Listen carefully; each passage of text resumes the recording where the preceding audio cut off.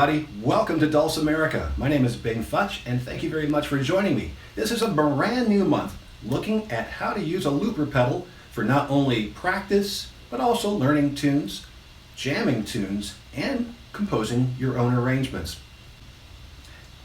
A lot of tap dancing goes into this whole thing down here, but you don't have to worry about that particular setup. The one thing I want you to look at is the big red pedal right down there.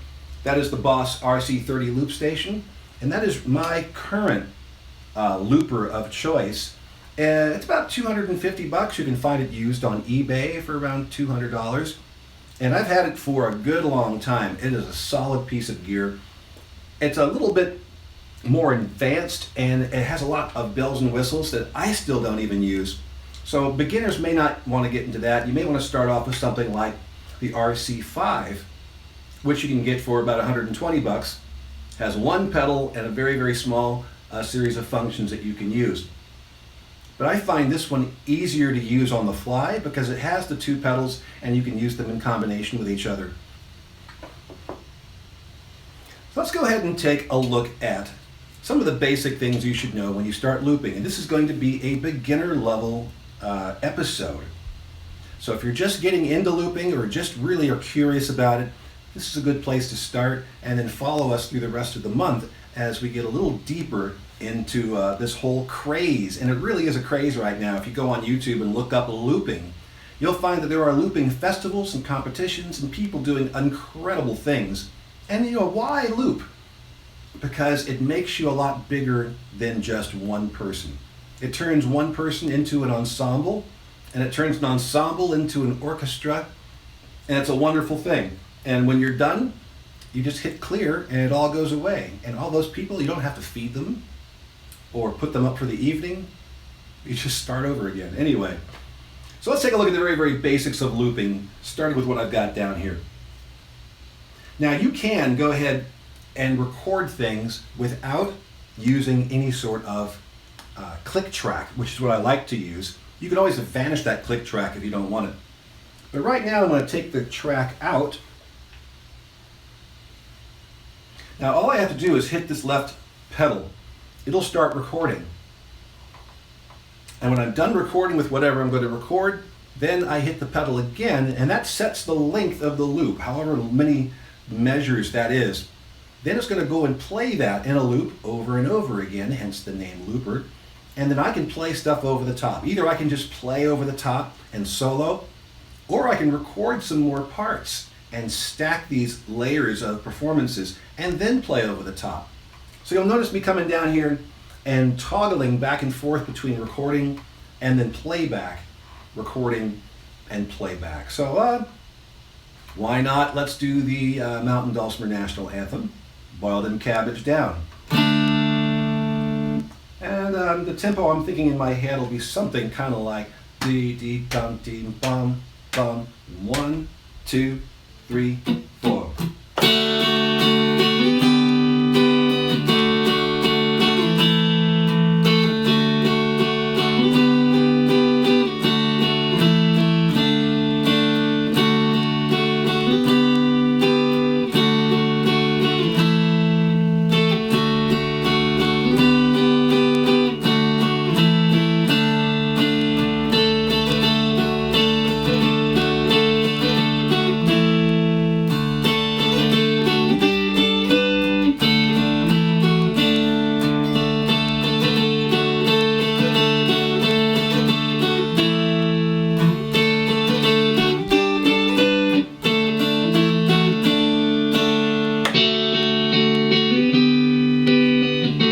Now we have our loop playing. Now if I were to start playing right now, it would actually record what I'm playing. There's the red light. So I'm going to hit the pedal again. Now the red light is off, and nothing will get recorded here.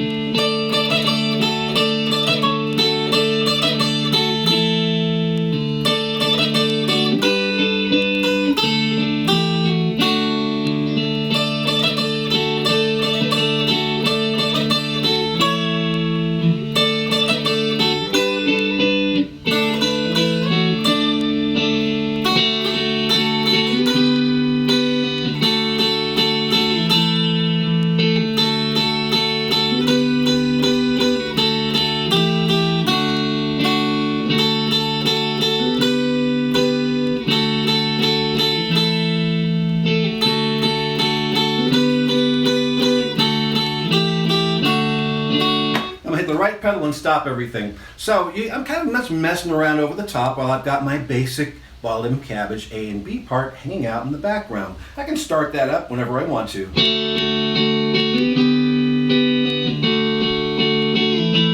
Right? So let me do something with this. I'm going to go ahead and hit the left pedal again, and then I'll hit it again to get the recording going. And then I'll just kind of start messing around here with some chops and some harmonies and different rhythms and see what comes of it. Now watch this. We'll go ahead and start up. Here's my red light for recording.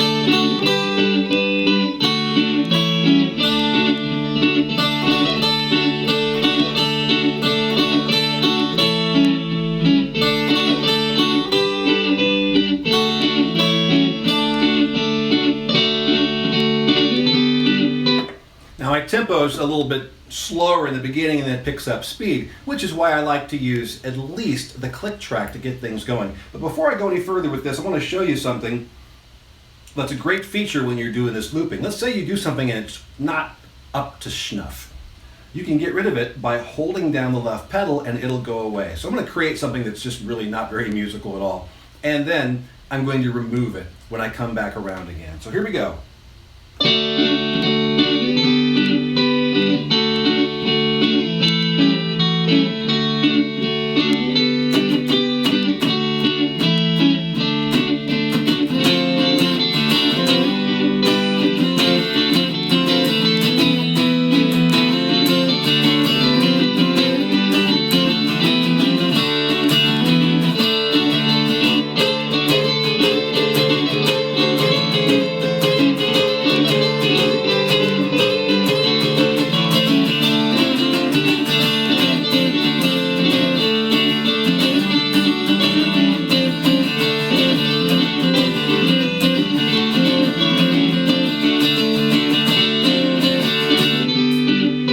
That's all crazy and too much, right? So when it comes back in, watch. Here it comes. Now.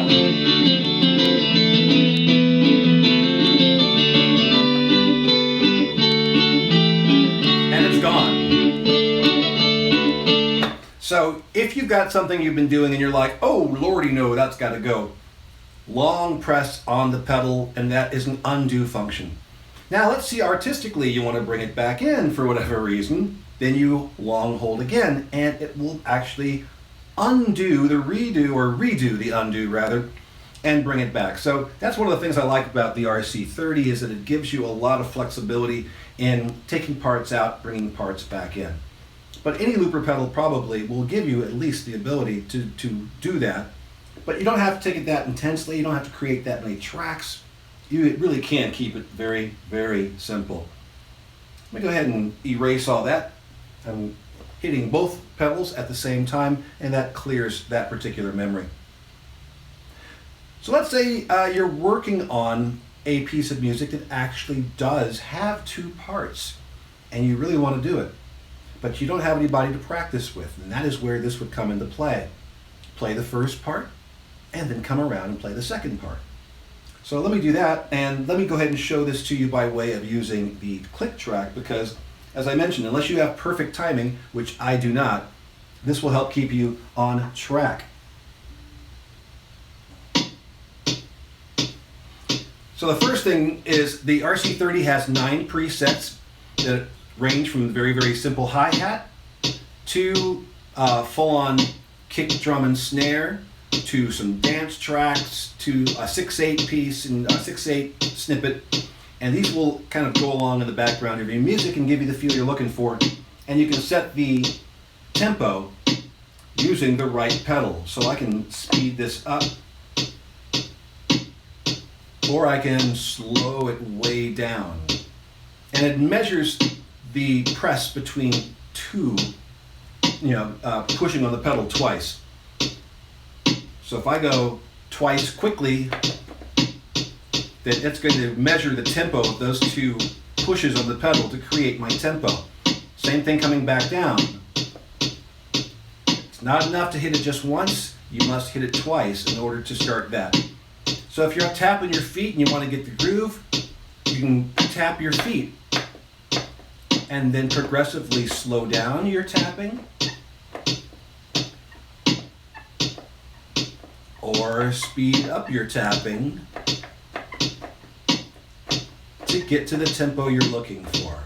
But all it takes is 2 for it to register.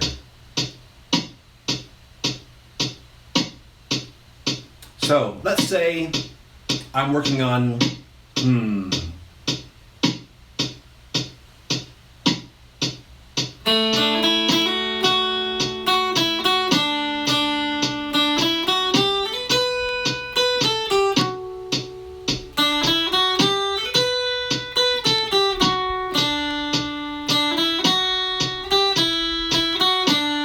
Alright, so let's make a second part for You Are My Sunshine. Let me go ahead and record that first part first.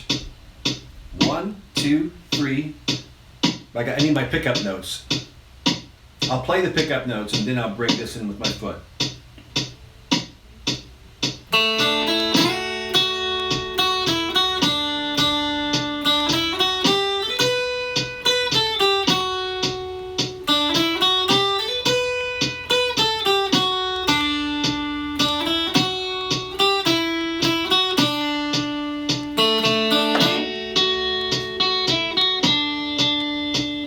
Now I have my loop set.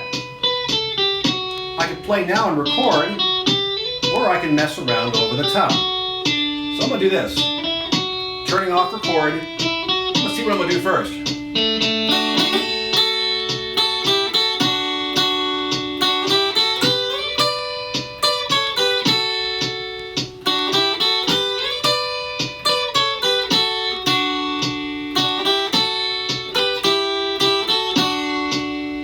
Okay, I like that.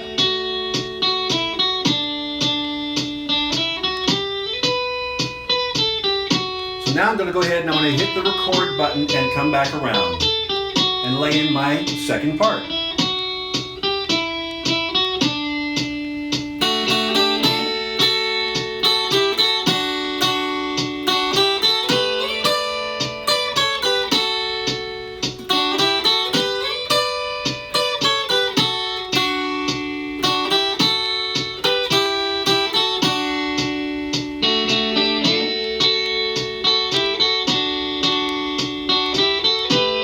Let's say I don't like it. Long press. And it goes away. Let's say I change my mind and want it back. Long press.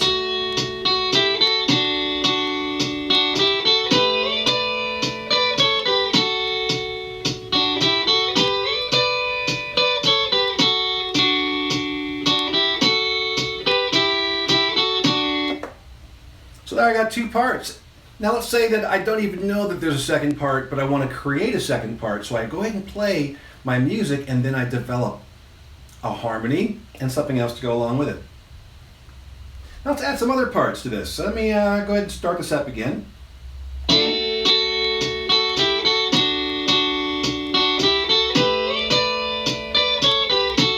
going to add some chords and then see where that goes. So record.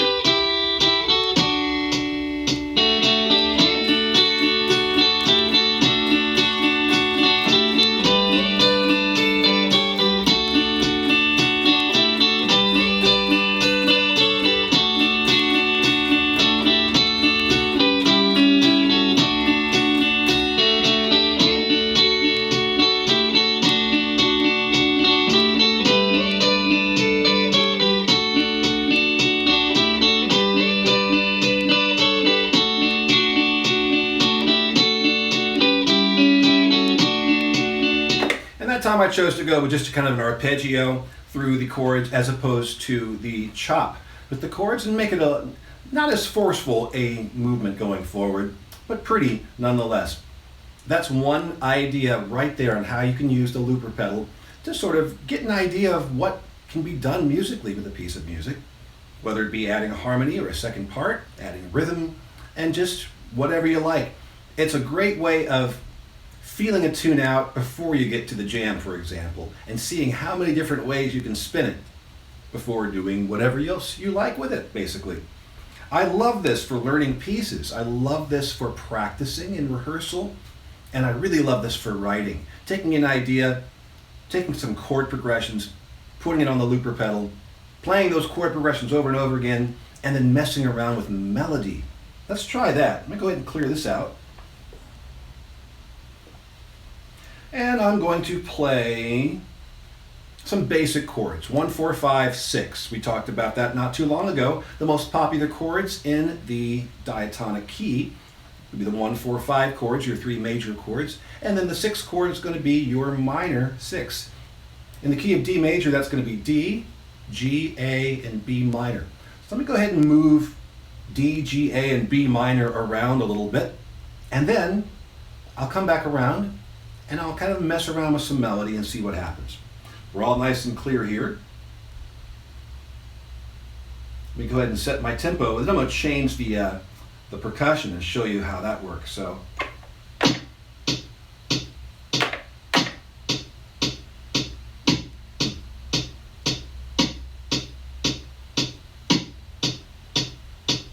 Okay, and we can hear our downbeat. Also, look at the very, very front. See that light that's flashing? It's flashing green, but notice it turns red on the downbeat. So there's a visual cue for you as well to know when the beginning of the particular measure is starting. And it'll do that for all the measures once you set your loop. All right, so let's move some chords around here. 1, 2, 1, 2, 3, 4.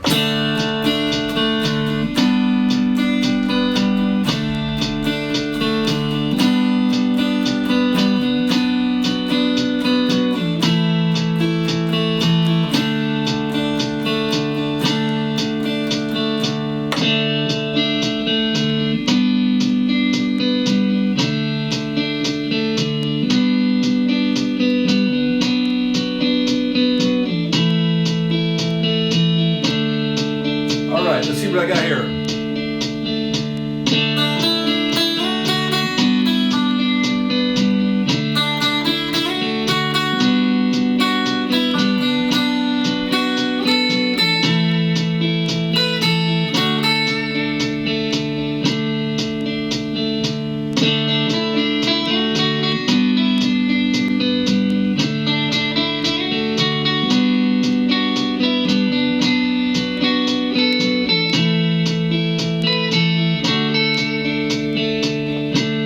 Now get rid of it. And I'm going to change the sound of the percussion.